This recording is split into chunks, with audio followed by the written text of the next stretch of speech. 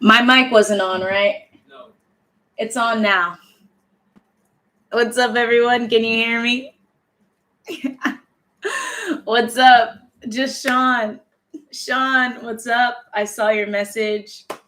I do. I am very happy. This is awesome. I'm loving the whole streaming idea. I am moving something. A little technical difficulty. All right, there we go.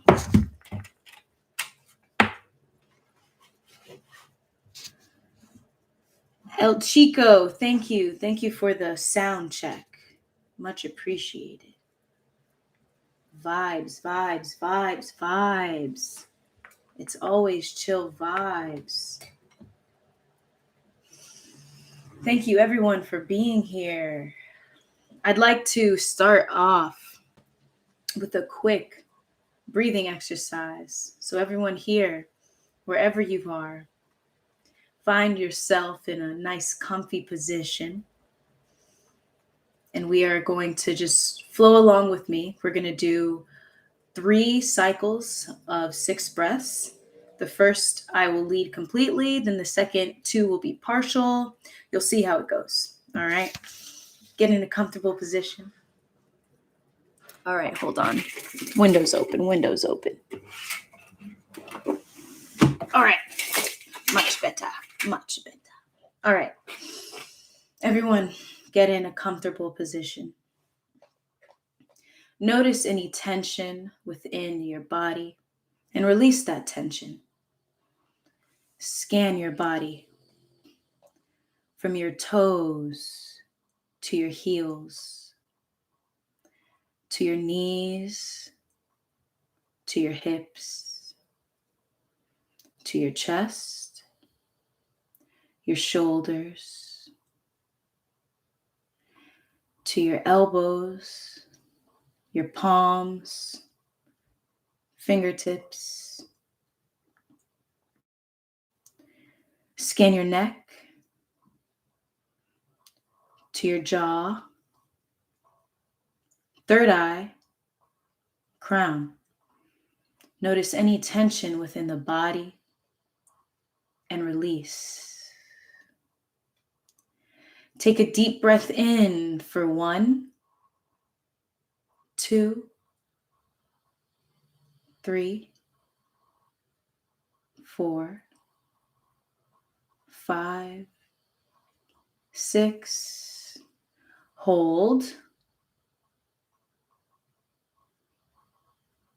Exhale for 6, 5, 4, 3, 2, 1. Inhale.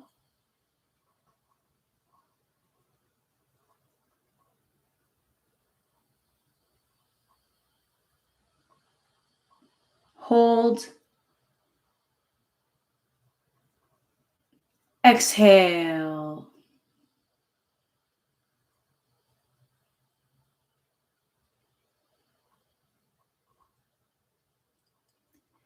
Inhale.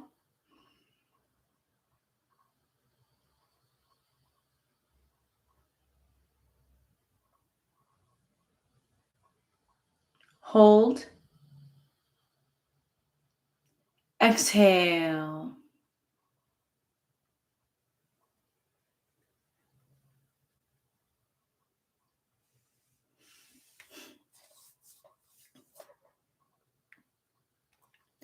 We are now in sync. How's it going, everybody? Today's topic is on breaking the cycle of negative self-talk. I got some notes here too. Couple notes. Share a bit of insight with you all for you to take home and actively bring awareness to this aspect of the self, right? So negative self-talk. Life Thought Share. Hey, glad to see you again. What's up? What is up, my friend? Negative self-talk. The way we speak to ourselves is based on our past environments, our past experiences, our perception of those experiences, and our perception of how those experiences made us feel, whether it be feelings of rejection, whether it be feelings of not feeling safe, not feeling supported, what have you. And negative self talk, it's not just a single thought, but it's an entire thought pattern. And it becomes a habit. Habits are much easier to just step into. Habits are much easier to just flow into, if you could say, yeah, flow into, because it's so automatic. And in many times when we are unaware that we have a certain habit, or we're unaware how often it happens, the frequency that it happens, that begins to create unconsciously a life that we're not feeling fulfilled with, we're not feeling happy with, we're not feeling happy with ourselves. When truly it's not you. It's the thought about yourself. It's the thought patterns about yourself. And when you're able to shift that, when you're able to become aware of it, that's when you begin to use self-talk to your advantage, right? Self-talk just is what it is. It's a tool. We are beyond thought. We are beyond the voice within the mind. But we can use the voice within the mind to build on this very dense reality, to build in this world of form, so we can play in this world of form, so we don't take everything personally. We're shifting the way we see thought by understanding it as a tool and not as our identity. And that's truly, once you step into that awareness more and more, you begin to embody that. You're using it as a mindset. And that's why each and every day, and so often in my videos, I'm sharing with you all, be an observation of the mind, be an observation with thought. Because naturally, you step into a space where you are non reactive. You step into a space where, sure, this negative thought can arise, but you're not affected by it. It's there, you see it, you're not resisting it. It's all a matter of how we approach what arises, rather than saying, I want to get rid of thoughts completely, rather than saying, no thought or anything like that. Going beyond thought, it doesn't necessarily mean no thought. I can tell you that going beyond thought, yes, that definitely exists. But for the mind to try and fathom that, that creates a lot more thoughts and ideas and clutter. So it truly doesn't allow you to just relax into the moment. Because when you are relaxing into the present moment, when you are relaxing into awareness, what happens is the mind begins to sink in, right? And awareness expands. So I gave this example. This example is something I use when it comes to recognizing yourself as awareness. The mind is going to chatter, it's going to talk. Let it be, let it do its thing. So say the words, or say this pattern of ram, ram, ram, ram, ram. Just give the mind something to do. All right? Ram, ram. You don't have to say it out loud, you can say it in your head. As you're saying it in your head, start looking around. You can close your eyes, mind's still going. Ram, ram, ram, ram. Feel within your body. Just like we did in the breathing exercise, we began to scan our body. Scan your body. Notice where your awareness goes. You can open your eyes and but still the mind is going ram, ram, ram, ram, ram. You notice that you are awareness. That is you. That is you. And the more you do that, the more you improve your relationship with self-talk, just self-talk in general. You are improving that relationship. Jaden, hey Morsi, I hope all is well. This topic is for me. Yes. Let me know if you have any questions. Anyone here, if you have any questions, let me know. This topic it really shapes the way we perceive our world. There's this quote that I read the other day by Eckhart Tolle, and I really liked it. And I was like, oh, that's perfect. That's perfect. I'm having a live stream on negative self-talk. Every fragment of self-talk is a little story in the head that goes around, and then you look at reality in the lens of that little story. Every fragment of self-talk is a little story. I'd like to dive into just that part, right? Every fragment of self-talk. It doesn't say every fragment of positive self-talk or negative self-talk. It's just self-talk in general, right? This is when we are stepping into the space of neutrality, of non-reactivity, not taking thoughts and emotions personal, experiencing being, just simply being, right? And understanding that self-talk is a tool and we can choose to use it as we please. And oftentimes when we're not aware enough, we begin to attach and identify to those negative self-talks because that is what we are used to.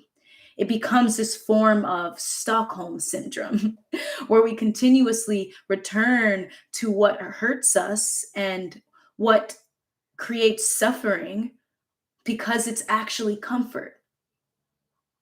But when you set this intention to shift your awareness, to shift that little story by seeing the whole story, what you allow yourself to do is transcend negative self-talk and even just go beyond in observing self-talk in general. If you notice, I like to tap into these like states of awareness, right? There's a state where you are fully aware and a state where you're using where you're in the story rather than being an observation of the story. So one practical step that I'd like to share with you all, the first practical step I'd like to share with you all is pausing. Pausing.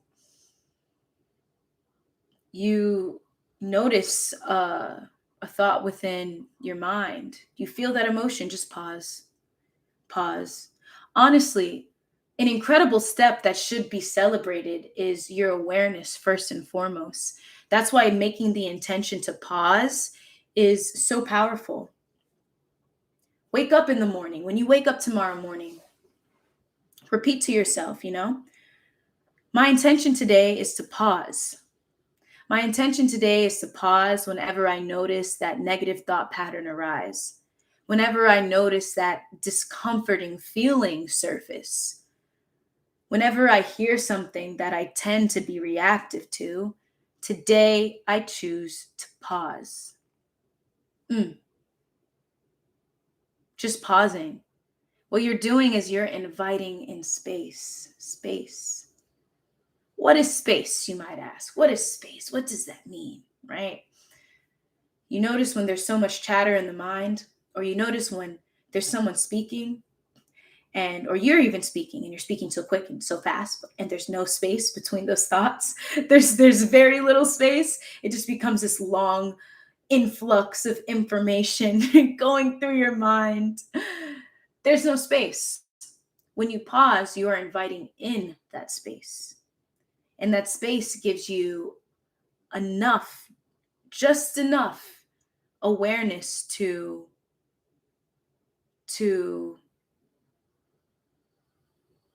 shift your perception of whatever your life situation is.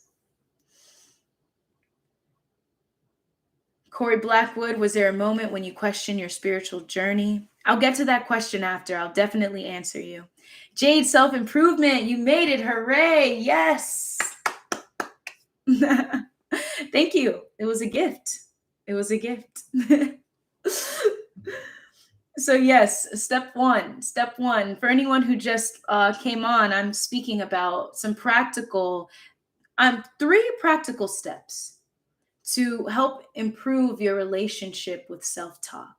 And the first practical step was pausing so that we invite in space. Pausing, honestly, this could be used to, thank you, Life Thoughts Shared. Gratitude helps me shift focus from pain to love. Gratitude. That's actually something I'm going to speak about too. But yeah, pausing. It gives us enough space for us to make a conscious choice, because often if there's too much clutter, we end up feeling overwhelmed. We end up feeling uncertain. It just allows us to take a step back.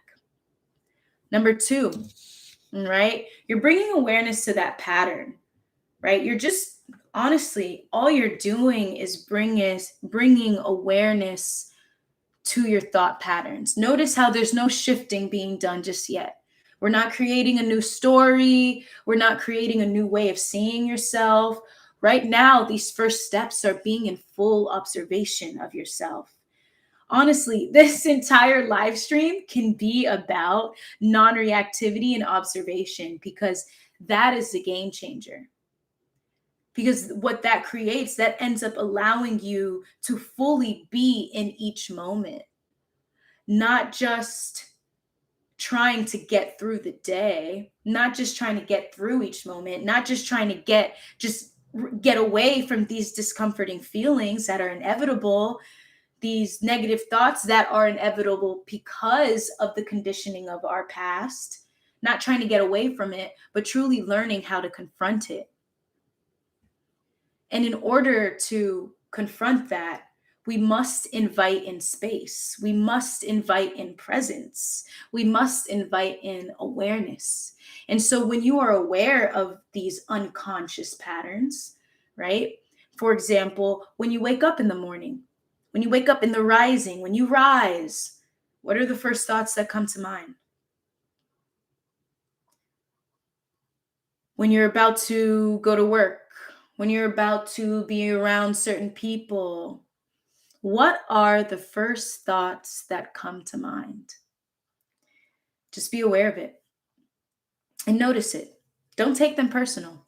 Remember, you are beyond the thought. You are awareness. So make the intention tomorrow morning, every single one of you on this live, where you feel like, yes, I need to hear this message. Yes, I would like to invite in presence. Here is a simple practical step, right? Pausing and just being in observation of those unconscious patterns, right? And as you're in observation of those unconscious patterns, here's something you might notice: the guilt and the shame and the regret that comes with these negative thoughts arising. Guess what? Don't judge yourself for that either. If you feel it, leave it. Leave it be. Pause. Return. Pause and observe. Non-reactivity. Pause. Observe. Non-reactivity.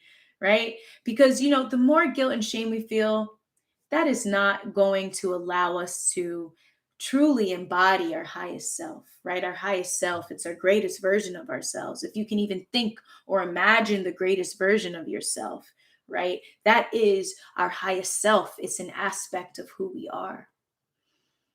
And we step into that consciousness, we embody that consciousness when we fully honor ourselves. And by being in observation, by pausing and by being in observation, we are allowing ourselves to embody every aspect of ourselves. Because guess what's happening with this negative self-talk, these negative thought patterns? Guess what's happening? It's aspects of you that are coming up to the surface. They must be seen.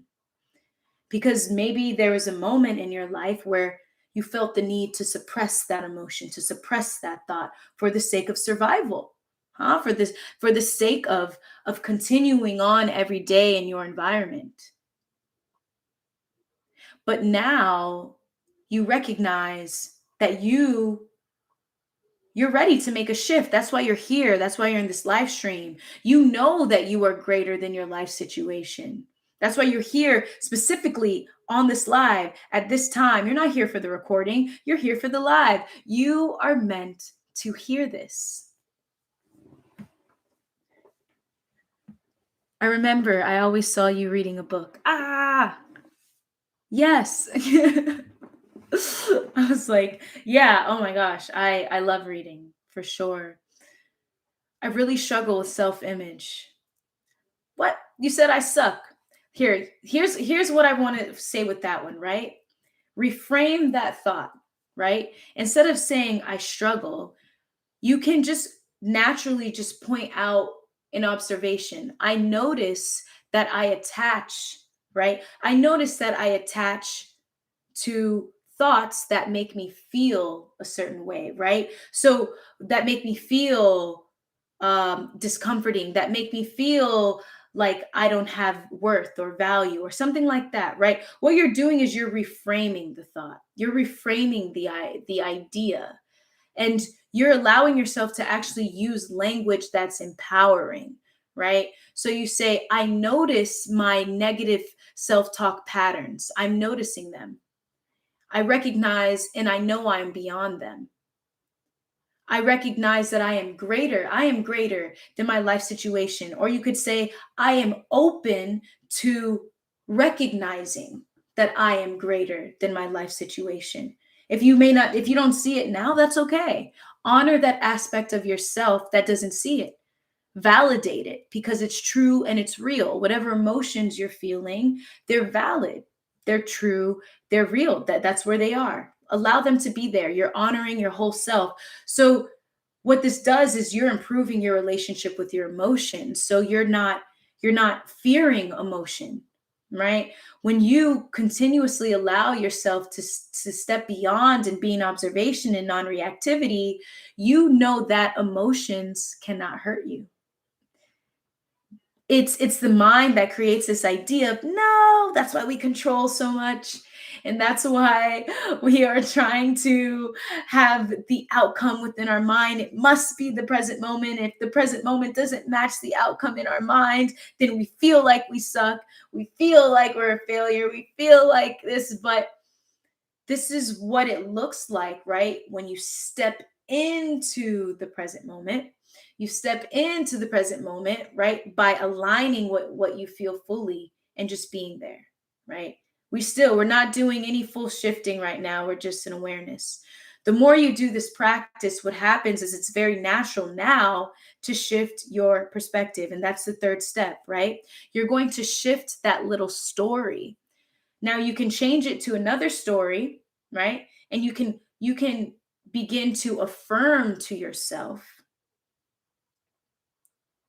a new state of being, a new way of living, affirmations. I wrote an affirmation today in regards to us recognizing that peace is our natural state. And that affirmation was something along the lines of peace is my natural state. I am safe. I am supported, rooted in this moment. I'll repeat that. Peace is my natural state. I am safe. I am supported, rooted in this moment, right?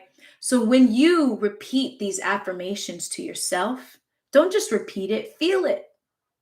Feel it. Because when you're feeling it, you're allowing yourself to make it a reality. Our thoughts and our emotions, that creates our entire perception of this reality.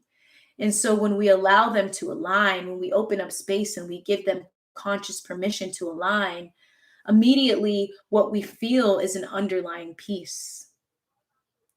Simply because we are aligning, like even when you're sad, simply because you are aligning, you're allowing yourself to feel this underlying peace, which is you, which is the awareness. All the good emotions all the good emotions in me are rejected at my brain's toll gate for invalid ID.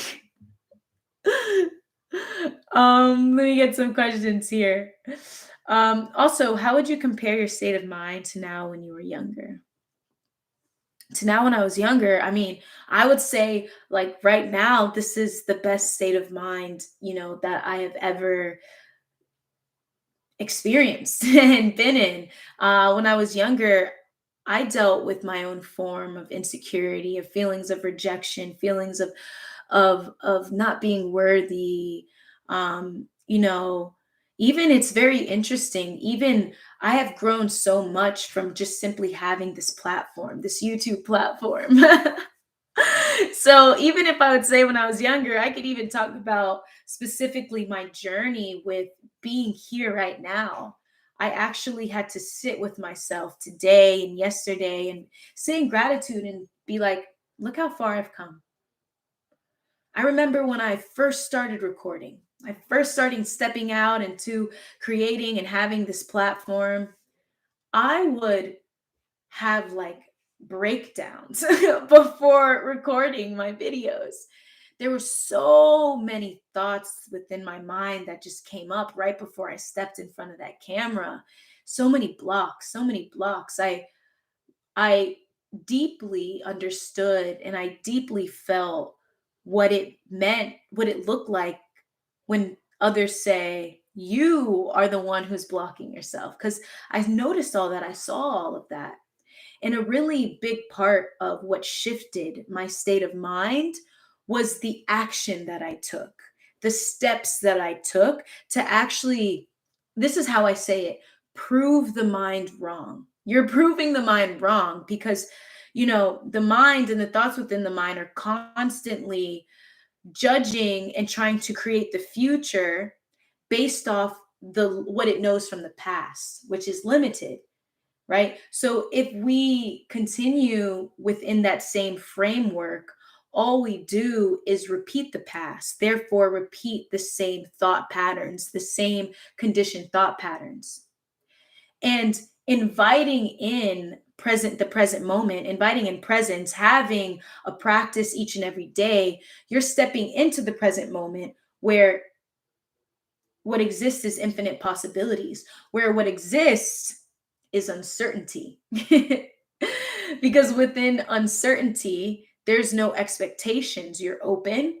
And so you are allowing whatever experience that is meant to come to you to come to you. So there's that release of control. So yeah, I would say, how would I compare my state of mind to I was younger? I would say that I am much more grounded in the present moment. I'm feeling the peace now. Thanks. No problem, Jade. Jade self improvement. When did this journey first start for you? I mean, reading different books on the mind, beginning journaling. Cousin, what's up, cousin? Shout out to my cousin. Lots of love to you, Yanorik. Yeah. When did this journey first start for you? I mean, reading different books on the mind, beginning journaling. Okay.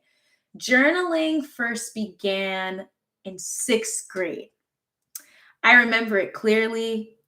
I had a prepubescent teenage issue and I had to write it down. I just had to let it out. I didn't have anyone to share it with, and I started journaling then. And journaling was very off and on with me since then, but that's when it first developed, my first time doing it. Reading books, I've always loved books, but books on the topic like The Power of Now, I have my little bookshelf here.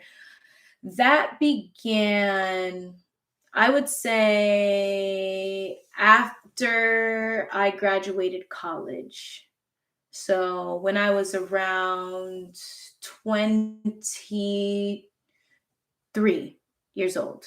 And I also, what actually sparked a lot of this awareness within me was watching Oprah Super Soul Sunday, honestly.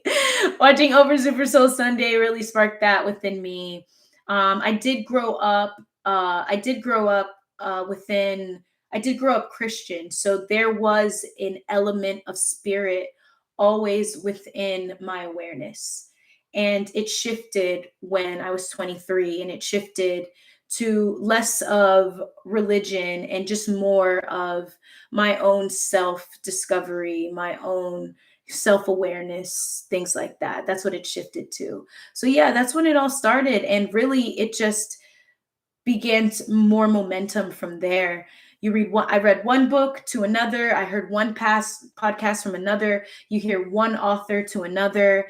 And really, I was just inclined to read more and more and more. I love reading. So honestly, I would just wake up and read every day. I actually used to work at a school as a speech language pathologist. Not fully.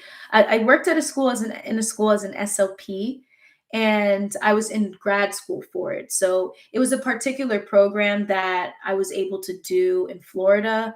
That's not very common.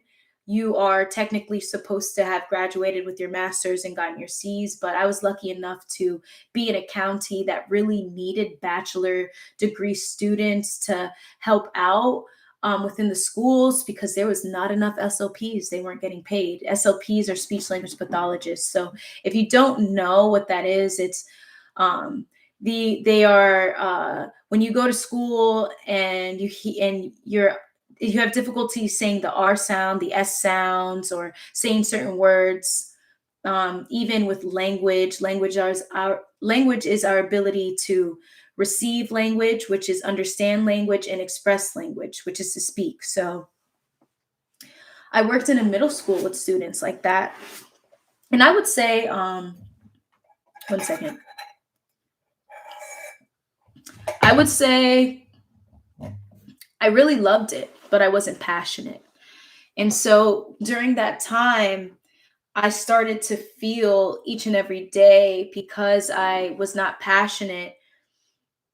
It was really, I was noticing that I didn't want to live that life. I was so unhappy. And it was a great job, honestly. It was, from the outside looking in, it was beautiful circumstances, but it just wasn't for me. It wasn't the life for me. So I went through a very tough decision, um, and I ended up leaving work in school, and I was working on other things too, to be able to support myself. But that was my journey. And so the funny thing was that once I stopped working and going to school for those reasons, I started to read by myself, like way more often than I was reading with school. Like everything I read, it was what I was inclined to do. I felt fulfilled. I loved it. I started waking up early before the sun, and I would go out, watch the sunrise, grab my cup of tea, and read. I immediately felt fulfillment. I didn't need to have achieved, this awesome career. It was a reward within itself for me to break that, chain towards a past idea of what I wanted to be. And so I allowed myself to be who I wanted to be. I allowed that aspect of myself that wanted to surface and express itself to surface. And that was a reward in and of itself. I've noticed that the now is all that exists, but why are we addicted to running from it? Mm, Powerful question.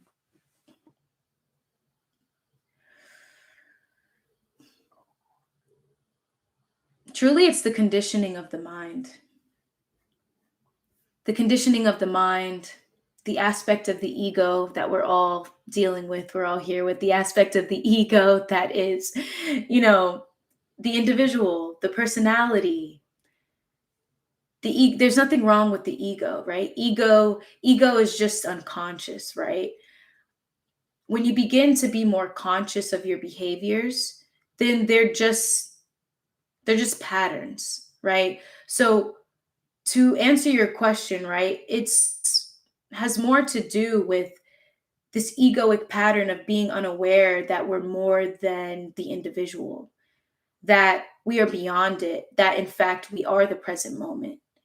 And so often we live so inside of this unconscious state in different aspects of our life. Different aspects of our life, there may be more ego than others, right? We become more aware of this when we're in observation of the mind. But when we start to be more aware of these unconscious patterns and things like that, we begin to break free of the conditioned patterns that we learned from our past, that we see from our environment and all around us. So, for example, if we are constantly around people who are always thinking about the future, worrying about the future, constantly living in the past, right? That we begin to absorb that state of consciousness.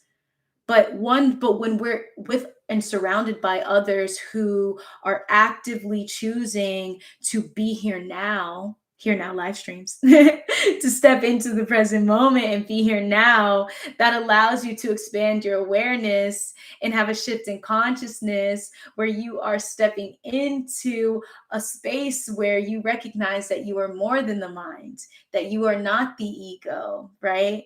And so I think a lot of that, what's coming to me right now, has to do with environment, who we're around.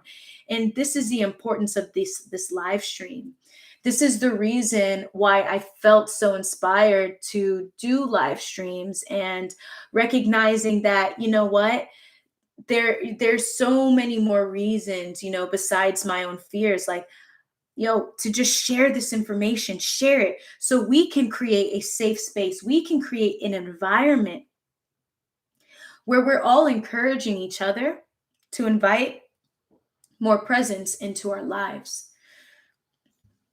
And yeah, our environment is everything, because, even I noticed in my journey, as I began, different friends, you end up having different friends. And I'll make that a topic for the next live: losing friends on the spiritual awakening process. Losing. Okay. But essentially, in short, as we ascend, as we awaken spiritually, we begin to shed and drop old identities. And with those old identities, that means we're leaving others in the past. And I noticed that with the friends that I have now, I am reminded so often to step into the present. Like, my relationship with the present moment has deepened because of the people that I choose to be around. And I think environment is a huge part of that. And that's why being a part of being an individual who is a part of the many to bring in more consciousness into this world, this is what is going to allow us to be here now, to recognize each and every moment, be here for and celebrate each and every moment. D Tays, how old are you? Guess.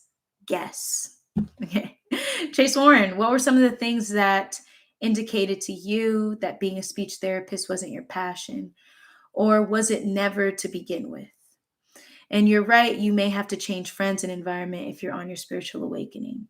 Yeah, and also your spiritual awakening, it will require that, because you will need a lot of alone time. Your alone time is that space where there's no distractions. So yeah, it's definitely it's a very natural and inevitable part of the awakening process. So what were some of the things that indicated to you that being a speech therapist wasn't your passion? I would say it was all a feel. It was feeling. So in the beginning, when I chose it because I knew it was something that I saw the other speech therapists. I have a family member who's a speech therapist, and she was saying how much she loved it. And honestly, a lot of the speech therapists I spoke to, they love it. They love it. And I love that energy. And it also, I was interested in it. I was learning about it. I shadowed a couple speech therapists, shadowed my aunt. She would talk to me and share things with me, and I liked it. There's a difference between liking something and having a passion for something. And I liked being a speech therapist, but passion to me is feeling it. You're feeling it deeply. Like it's within, like it's a body awareness feeling. Like when I share these videos and when I have these videos, I would say that it's so regenerative, that it's consistently giving back to me. The reward is in the moment. And it's not like the reward was not in the moment with being a speech path or speech therapist. Um, it was really just a matter of me starting to see that it wasn't something I wanted to do long term. And when you're taking out student loans, you really got to make a decision. And I was at that point where I was like, I'm not here to sign another loan because I already have so much to pay back. So I need to make a decision for myself. And so I think the feeling that I felt was one of those indicators for sure. Um, Starting to recognize who I could be and what I could have done, right? So, for example, what I was getting into at the moment was Amazon FBA. I had a friend who introduced me to cryptocurrency, and I started doing a whole bunch of research and learning that. And that same friend introduced me to Amazon FBA, where you are able to create a passive income. And so, what I was seeing was that, oh, wow, so I don't have to actually do something I dislike fully. I can actually create this stream of income that's passive. So what was happening was I was expanding my awareness as to the different channels of being able to support myself. And because my awareness was expanded as to what I could do, I began to see that this little story I had been telling myself was so limited, and that began to create this discomfort, right? Very naturally, you're like, "Oh, I'm living in this reality and I don't need to live in this reality." And, and it was so many ideas going through my mind because I recognize in those moments you set up your entire life for it to be like that, right? You go to school for 4 years and you go to and all those 4 years you're preparing for this, and your whole mind is set on, for the rest of my life I'm going to do this and be this, and then all of a sudden you have this change, and it can feel scary, it can feel uncomfortable. We talk about that uncertainty, and those are those moments where in that time I was dealing with some of my darkest thoughts in those moments, just with those moments of awareness of what I could do and where I was. And so, I decided to create an environment for myself where I was comfortable enough to leave. And the funny thing too is that life was creating so many obstacles for me anyway with being a speech path that I don't even think I would have graduated. And I'm being so honest. Like when I reflect, I was noticing there were certain tests I had to pass. So for example, I had to pass like this test to work in the schools. And I passed the math and I passed the writing, but I couldn't pass the reading. It was crazy. I love reading. I do it every day. You read a passage, you answer the questions. It was crazy. The craziest thing, I couldn't pass the test. And I kid you not, I took that test like 3 times. And I was about to take it the fourth time. And I was like, I'm done. I cannot do this anymore because I was already at the end. And even within the school, what I didn't like within that academic environment was how the professors would constantly, I felt like it was belittling, and that it's like, you're a mere student and we're a professor, and we have so much experience and years of practice that we are superior. So in so many ways, they would kind of push that onto us as learning students, as students who are learning. And I kind of felt that. And I was not in agreement with that form of learning. I didn't feel like it was empowering. And, it could have just been the program that I was in, but I noticed that that's prevalent within academia. And so I was just like, man, I can just teach myself, man. I'm self-taught. I could just teach myself. And so all of these things they started just coming to me. And what happened was I affirmed that reality to myself so much. I envisioned this new reality so much that when it was time to leave, it wasn't that difficult. And the moment I officially did it, I felt so light and I felt so free. So, yeah, that's when I realized that being a speech therapist was not my passion. I'm guessing you're 25. Pretty close, pretty close. I'm 29 years old. My birthday is October 5th. Shelby, can you say more about changing friends as relationships if you're not on a if if you're on a spiritual path? Chase, well, that's very awesome, very interesting and inspiring. And also, Chase, tell me about you. Like, let me know. Is this something that you, or have you experienced something similar to that? Let me know. T Days, 1993, baby. You already know. 93. uh, can you say more about changing with friends? Shelby Gordon, let me know. What do you have a specific question too about that and around that? I'll share specifically my experience with that. So as I started to awaken more and more, so as you begin to awaken more and more, you'll notice that there are certain topics that you don't care to talk about anymore. There's certain things that you're just not interested anymore.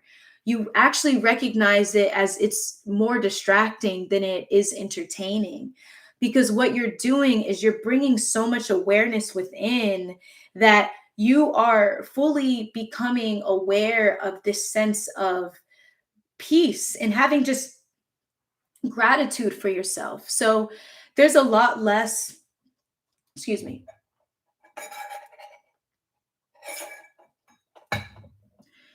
What happens is you begin to reduce the amount, how often you look for a sense of fulfillment and identity outside of yourself. So that begins to lessen. And so more and more you become within, right? So spiritual awakening, I like to say, as you're awakening, what you're realizing is that you're more than just this body, you're beyond this body. And what you're starting to realize, right, in our awakening process, we start to see synchronicity, we start to see repeating numbers, right? We start to hear people say things that we were thinking, thoughts that we were thinking. We just notice patterns. So what we're doing essentially is these repeating numbers, all of these synchronicities in these moments, they're showing us that we are aligning with the moment. We are aware enough to notice a flow within the present moment, and notice that there is an ability to flow, that we have the ability to flow with the present moment. And so as you're awakening with these friendships and these relationships, a lot of your interests change, therefore a lot of your needs change. And many times these friends, if they're not willing to grow with you, you end up needing to leave them behind because they become a distraction. And what happens, many times even life will create all of these moments where you're continuously seeing their behaviors, and you're continuously seeing how it's getting in the way of your relationship with yourself, how you see yourself, how you love yourself, because maybe these people you're around, they don't treat themselves the way you treat yourself. They don't love themselves in the way you love yourself. They don't see you fully in the way they see themselves fully. The way they don't see themselves fully in the way you see yourself fully. So then that means you must change your environment. And so when you change your environment, you're letting go of those friends who may not be able to grow with you or may not choose to grow with you. And so, it feels like you're losing friends, but you're not. You're gaining space. And a lot of times, within this space, it can feel lonely. I felt lonely. I definitely felt lonely.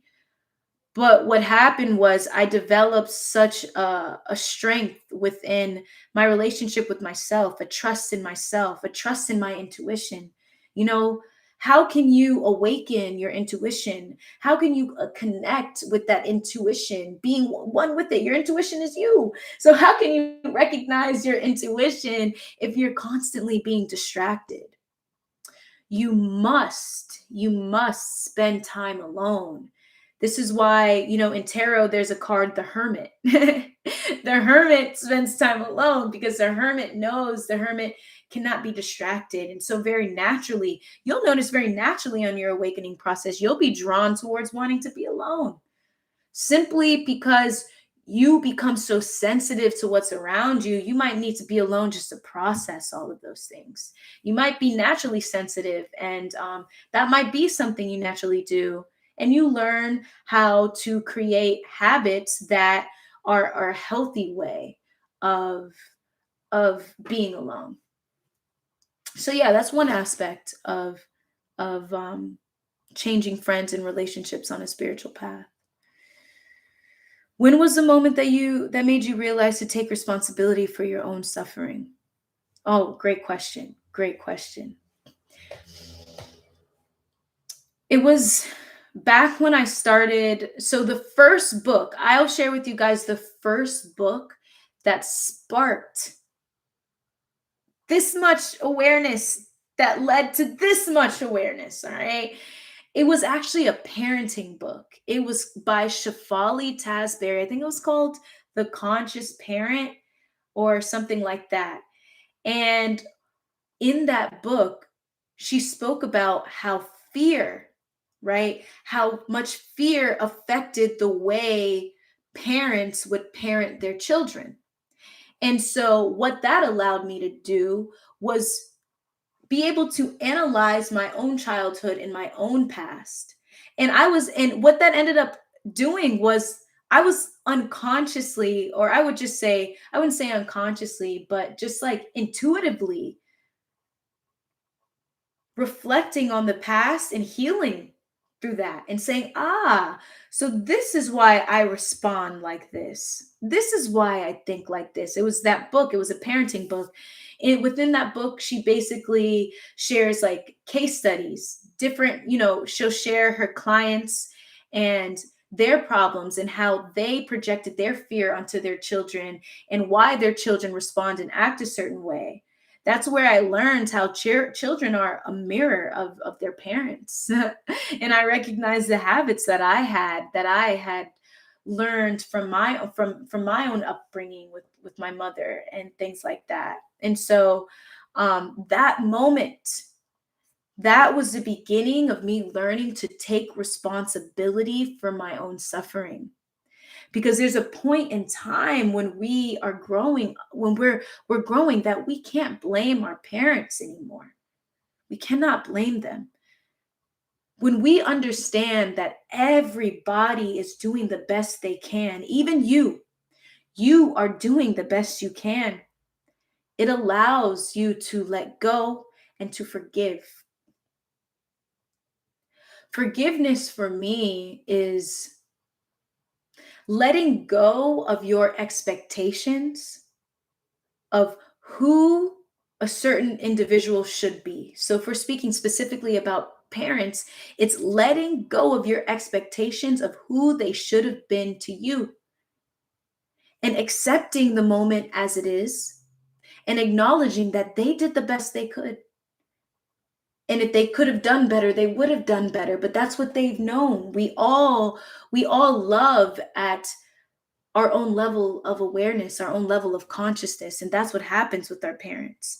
And so when you begin to adopt that understanding and that awareness, you begin to be more heart-centered. You begin to be more aware, and you begin to take responsibility naturally for your suffering, because taking responsibility for your own suffering, right, is the how can I say this? It's the quickest way to awakening. It's the healthiest way to developing a relationship with yourself, to being a sovereign being. Because what you are realizing is that you do not need to depend on anyone else for a sense of fulfillment and a sense of purpose. You begin to develop such a relationship with yourself that when certain emotions arise and certain thoughts arise, you know exactly what to do, right? And that is the power of taking responsibility for your suffering. And taking responsibility for your own suffering doesn't necessarily mean blaming yourself, right? You're not blaming yourself. To blame yourself is just to create a wall. That's the little story that we talk about. It limits us, it narrows us. No, taking responsibility is an awareness of who you are, and this knowing and a certainty that you can shift your perception of reality and shift the environment that you live in, simply through your mind. You can shift the way you see the world around you, and you don't need to depend on others, because when you're depending on others, that's what creates resentment. When we are too dependent on our friends or romantic partners or family or children, we become so dependent. And when their actions don't align with what we expect, it creates resentment. So the more you can be in observation of your own thought patterns and emotions, this allows you to let go and really be more intuitive, with you know, your life and your purpose. John, what's up? Oh, thank you for the blessing. Great message. Much love to you, John. Thanks for being here. I'm happy to see you here too. Do I listen to music? I do listen to music. I love music. I listen to a lot of different music. I actually, you know what I'm going to do? I'm going to share a Spotify playlist with you all. I don't actually know how to do that. I'm going to try and do it in the community section. But I created this playlist called Intuition, and it has such great high vibrational songs. So I'm going to send that to y'all in the community section sometime, probably tomorrow. Check that out. Is feeling overstimulated easily by noise in your environment part of the journey? I've realized that I get overstimulated quicker than I used to. Yes. Yes, it is. Your awareness is expanding, right? So if your awareness is expanding, it means that you will be more sensitive to energies in the room. You'll be more sensitive to certain thoughts and ideas. You'll be speaking to someone, right? And you can feel their energy while they're speaking. And that's why naturally within our spiritual awakening process, we end up going into this hermit mode and being by ourselves, because we have to basically integrate into all of these, like what we've taken in, this information we're taking in. We have to like integrate into this new space. So yeah, feeling overstimulated is a part of the process. But let me tell you, right, this is a perfect, like that's a perfect question when it comes to like shifting your narrative on the journey, and feeling like, many may see themselves as being an empath, right? So when you are an empath, you are empathetic. So when you're empathetic, what you're doing is you are many times feeling underlying emotions wherever you go. You step into a room, you feel the emotions, you're speaking to someone, you can feel their pain, you can feel their suffering, right? This, when you bring more and more awareness to this overstimulated, nature of this process, that awareness shows you how to use that to your advantage. Because when you are able to empathize with others and have such, it allows you to develop a very heart-centered approach. And just how I was speaking to you all about forgiveness. This is our ability when we notice this overstimulation, and specifically in moments when we are sensing someone's pain or sensing someone's suffering. In those moments, we are allowing ourselves to see beyond the ego, right? See beyond and recognize that, okay, this person is acting through fear. They're acting through their past. They're acting through conditioned patterns. And it's not truly them. Because I know that they are beyond this, and I know I am beyond this. So it allows you to forgive, right? You don't necessarily need to stay in the same space as this person, right? This isn't like this whole love and light, of like, just not creating boundaries. But what you are essentially doing is allowing yourself to see that person, forgive, and move forward, right? So that's kind of an aspect of feeling overstimulated that came to mind. Is it a fear that holds us back, or the inability to sit with the emotion of fear holding us back? Stretching. I think it's both. Is it fear that holds us back? The fear does hold us back, while simultaneously the inability to sit with the emotion of fear holding us back. When you allow yourself, let me tell you, a practice of self love. A practice of self love is allowing yourself to sit in non reactivity with your thoughts and emotions. That is self love. You are creating that space for yourself. You're stepping away from distractions. You're stepping away from just I'm just from distractions. You're allowing yourself to come into this space and clearly see. That's why many times initially we feel a resistance towards being alone, because that means that we must face our fears. And our fears are fears. They scare us. So we want to avoid.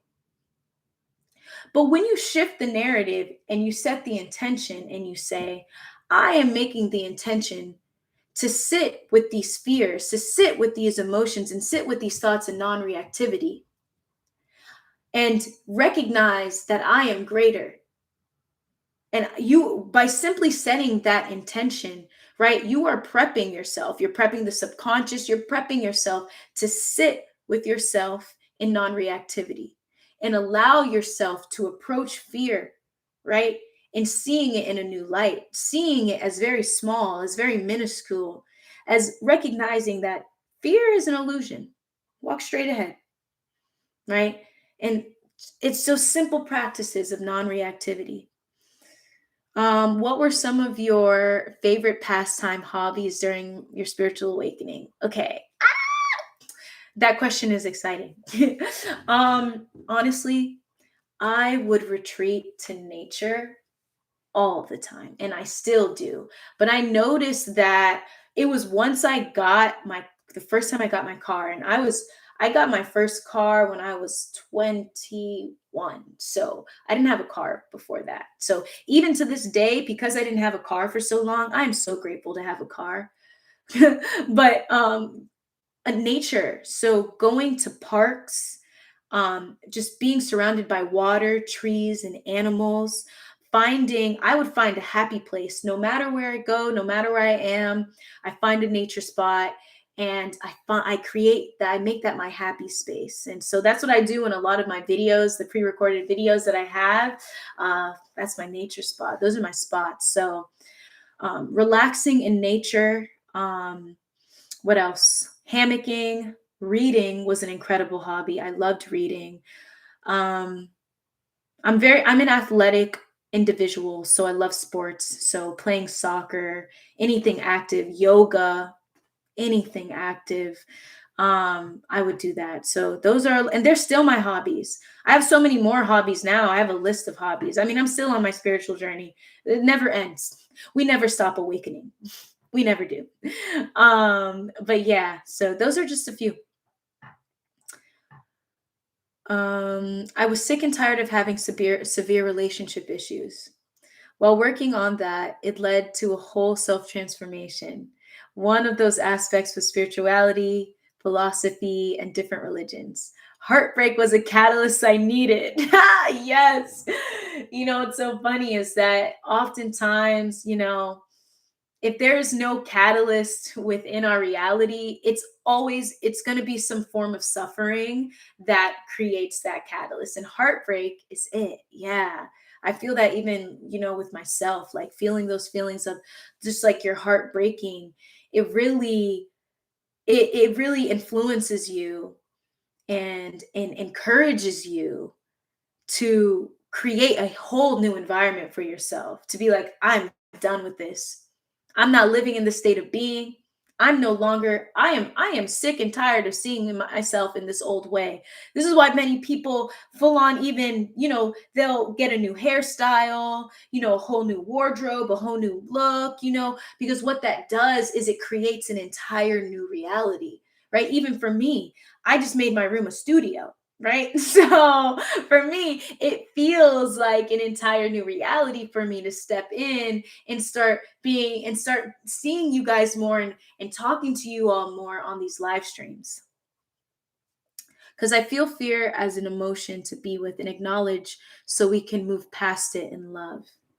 Indeed, indeed, indeed.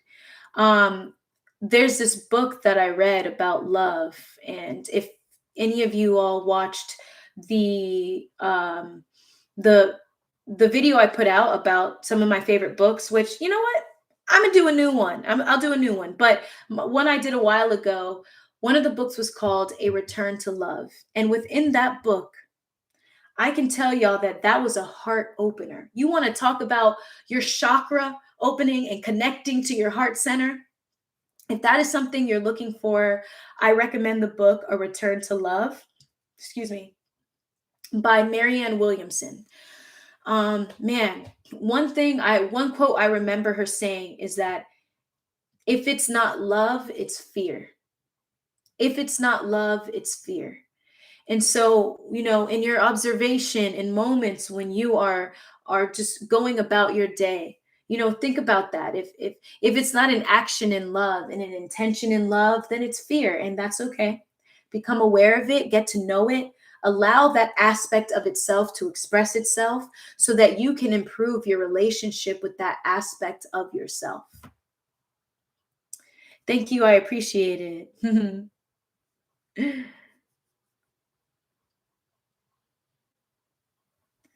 How do you deal with crippling jealousy or envy? Mm. You know what's so funny? I was thinking about that today. This is how I see it. This is how I see it. And people can express that to you in like different ways. But how I see it is that the person who is projecting these ideas and feelings onto me, they have no clue what I went through behind closed doors, the mountains I had to climb, the fears I had to face, the emotions that I felt deeply and painfully. They have no idea. And if they knew, they wouldn't be envious. They wouldn't be jealous. In fact, they would understand. They'd fully understand. And that's how I deal with it. Like, that's how I see it. That's how I engage with it. It's just like, as long as I'm aware, I'll say that, I won't allow it to get to me, because I know how far I've come. I know how much inner work I did to be here right now. And I know that I deserve to be here right now. And to those individuals, I send love. And that's a beautiful practice. You send love. You send love first to yourself, and you send love to them. Are you Native American? I'm not. I get that a lot. John, where does mind end and awareness begin? The reality of the mind takes over so quickly when things in life happen. Indeed. Where does mind end and awareness begin? Ooh, I like that question. You know what's so interesting is that awareness is beginning, like the mind is it, that happens constantly throughout the day, right? Depending on your state of consciousness, right? So when you step into the present moment, the mind begins to dissolve, right? So when I hear the end of the mind, it's not necessarily this like idea of I'm done with the mind. I'm beyond it. I'm never using it. I'm this Buddha, and with sitting on top of a mountain, who needs nothing and requires nothing, things like that, if that makes sense. It's where does the mind end and awareness begin? When we step into the present moment, when we become fully aware, when we align with this moment, when we agree with this moment, we allow ourselves to relax. This is why relaxing is so important. When we are relaxing, right, the mind begins to sink. The mind begins to sink and awareness expands. This is why often when you are hearing, you're hearing others speak, like you might be hearing me and you might be hearing words, and you may even feel some emotions that I might be putting out, or you might hear the sound of my voice, right? That begins to relax the mind when the mind is satisfied in many ways. Like the mind begins to be satisfied. There's a feeling of a sense of peace. If you can feel that calm and peace within you and your mind aligns with it, your mind is chilling, right? And so now you are allowing yourself to be more aware, because the mind isn't constantly going here and there, compartmentalized, right?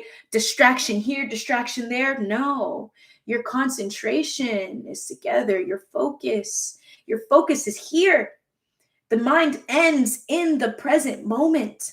The mind ends here and now, right? And the mind, once again, it's not an enemy. It's nothing for you to ever feel like you should be resistant. Remember, it's a tool. That's all it is. It's a tool for us to live out this reality, play in the world of form. I use the mind to speak to you right now. I use the mind to set up this entire live stream. You use the mind every single day. We're using it, right? But it's stepping into an awareness of noticing that we're using it. It's not who we are. And when we acknowledge that we are not the mind and that we are awareness, then there begins to be the end of the mind, right? The end of the mind's control, So, I would say, like, each and every day, continue to utilize these practices of stepping into the present moment, and just observe fully. Being in observation, once again, that's another way where the mind ends, because awareness becomes aware of itself. Awareness becomes aware of itself. I've noticed that our relationships are an expression of us projecting through other people, not something we desperately chase. I've noticed that our relationships are an expression of us projecting through other people. Yeah, it's true. Who we attract mirrors aspects of us. So that's a great point, Corey Blackwood. Who we attract mirrors aspects of us. And it also it mirrors the aspects of what we allow in our life, what we give permission to in our lives, what we accept in our lives. And so if you notice that you continuously have certain relationships that you are not satisfied with, it's due to there being constant permission of allowing that within your life. And so that's why, as we awaken, and that's why as we're on the spiritual awakening process, we begin to create boundaries, because we begin to be so sensitive to these old ways that we must create boundaries. Because the thing is that when you know, when you cannot unknow. And this is why we end up releasing and letting go of old other people that are not choosing to grow with us. Because we begin to shift our state of being, we begin to mirror something different, and they don't mirror that anymore. So we begin to shift the group of people we hang around, or we begin to limit the amount of time that we hang around certain people. It might even be our family members, it might take us just less time around them, or truly being more intentional about what you do when you're around them. I think you should make a series of those when your friend is a life coach skits that you've done on Instagram. They're so good. Thank you. You know what's so funny um is that I'm going to continue doing it. Thank you for telling me that, because it was so funny just like jumping into doing skits. It's so different than what I'm used to. Like I'm used to coming up here and just speaking and sharing. And what I recognize is that what I share is deep, and what I share, it takes time to integrate to. If you're just stepping into it, or if you need time, it's deep, and so it might not, catch everybody, but and that's okay. That's okay. But what I realize is that by doing skits and things like that, it brings so much lightness to everyone, like to you all who are following my page and subscribing to my page. It brings lightness. It allows you, we have to learn how to laugh at our suffering. Like, let's not take it so seriously. Suffering happens when there's so much ego. We stop suffering so much when there's less of that, and there's more of awareness that we are beyond the individual. And joking, laughing, it breaks through the ego. So, Chase, thanks for that. I'm gonna make more for sure. Thank you so much for answering my questions. No problem, Jaden. And last question: have I questioned my own journey? Corey, what do you mean by questioning that? Like, do you mean like questioning my decision making? Like questioning my journey and where I'm choosing to go? If it's that, then I would say, yeah, there were moments where I was in doubt of where I was going. I actually think that is inevitable. And a big part of the awakening process is learning how to trust yourself and trust in your intuition, and trusting in those feelings and that inner guide that's within you to make more choices. This is when our sense this is an advantage to our sensitivities being heightened, because the more you awaken your intuition, the more you recognize that that is you essentially. There's no separateness, but it's you. The more you become aware of that, you become more sensitive to feelings. So let's say you're in contact with somebody, and you start to feel these intuitive senses like, I notice a fear in this person. I can already tell this person's intentions, or you can feel like, wow, I feel like this person is so heart-centered, things like that. um, that's when you begin to sense, when you begin to sense that more and more, that sensitivity, it feels so certain that you don't need to question it. It's so certain. And that's a lot of many times, like when you're following your intuition, is that logically it may not make sense. But within, when you make a decision, it feels so good. It feels so light. It feels just, wow, this is right. Right. So, yeah, there would be moments when I would question where I was going. My journey as a whole, mm, not really, but I would say there were moments when I would just question it. I will say there are moments of uncertainty, but just know every single thing that you experience, every moment of uncertainty, every emotional up and down, within that is consciousness. And this consciousness, this knowledge, it turns into wisdom when you choose to see it in a new light, when you choose to see overstimulation in a new light, and recognizing that our sensitivities are actually our intuition speaking to us. When you begin to recognize like the people around you, it's time to shift that. It's time to change my environment. It's time to create boundaries as a form of self-love, being more firm in what you say, asserting yourself as a form of self-love. All of those aspects are very inevitable, right? Pain is inevitable. Suffering is a choice. throughout this life, throughout this experience of wherever we are, we're going to feel pain. How do we deal with the pain? What do we do with that pain? And the more we allow ourselves to make mistakes, to just make decisions and follow those decisions and see what happens and treat life as an experiment, really. We're exploring, we're explorers. You treat it more in that way. You allow yourself to trust yourself, to improve your relationship with yourself, and to improve your relationship with negative thoughts. All right. And I say that because I accept the uncertainty of the now. I say that because to accept the uncertainty of the now can be hard. It can. It definitely can. And it's important to validate that, right?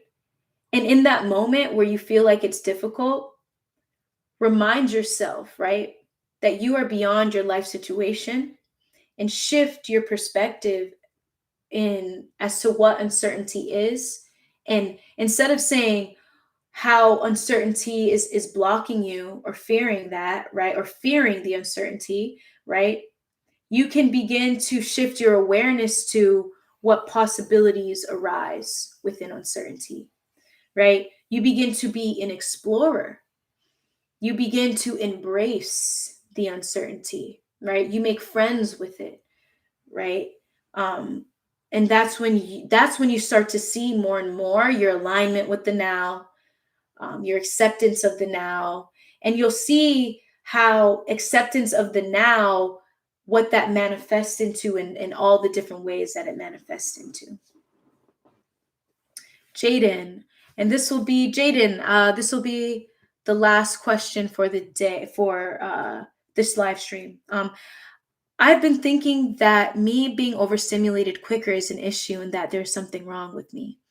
Nothing wrong with you, Jaden. Nothing wrong whatsoever. Your awareness is expanding, and and this is an aspect of recognizing that you are more than the body. You are more than the individual, and you're starting to connect to all of these outer external experiences more and more. It's all a part of the process, all a part of the process. Yes. You know what I'm going to do? Do you have any tips on examples of creating boundaries of what we allow in our relationships and friendships? Shelby, this is what I'm going to do. This is such a popular topic. My next live is going to be around that topic. And I will come and I'll bring for all of you different ways on what it looks like to create boundaries in our relationships and our friendships, for sure. That is such an important part of our process, something that I have been refining as of recently. So that'll be the next live stream. So keep a lookout, everyone, for the next live stream. And basically how this goes is I will share with you all my Patreon tomorrow's Thursday, Wednesday. Between Wednesday and Thursday, I'll show you all the Patreon, and within my Patreon will be the full live streams, and on my YouTube channel will be clips of these live streams. So this is going to be a whole series, Here Now live streams, and the whole intention is to allow yourselves to very naturally be here now and fully notice and feel what it means to be in the present moment. And this right here, what we're doing right here, is so regenerative. And when I say regenerative, I mean in this moment, I feel energy returning to me. And that the more I speak, it allows me to step more and more into the present moment and to share better with you all. And all of this information that I share, I'm giving to you, right? This is what it means to bring more consciousness in the world. Then you take this information and you share it with the people around you, and you become a teacher yourself. You are that leader yourself. You are the example within your family, within your friend group, within your environment. This is the environment that I am creating with these Here Now live streams. So yes, Chase, thank you, Marcy, from TikTok to YouTube to the gram. You're doing a great job. You keep getting better. Keep up the great work. Your wisdom is appreciated. Thank you. Thank you so much, Chase. I appreciate it. I receive. Thank you. Thank you. Everyone on this live stream, thank you so much. Shelby, I'm going to go through it all. I'm going to go through it all because I'm grateful for you all. Chase, Shelby, Corey, Jaden, John, Stona, Detays, my cousin Yanorik, and Life Thoughts Shared, El Chico, and Just Sean, and everybody else here who you may not have commented. Thank you for being here. We will start this up again. I don't know when my next live stream will be. It'll be sometime this week, but I'll let you all know. Keep a lookout. Be sure to sign up for my guided meditations. And then you'll be on my email list. So you'll be up to date and you'll be the first one to hear about any new updates on this channel. So I am sending you all so much love. I'm sending you peace and I'm sending you clarity. Until next time.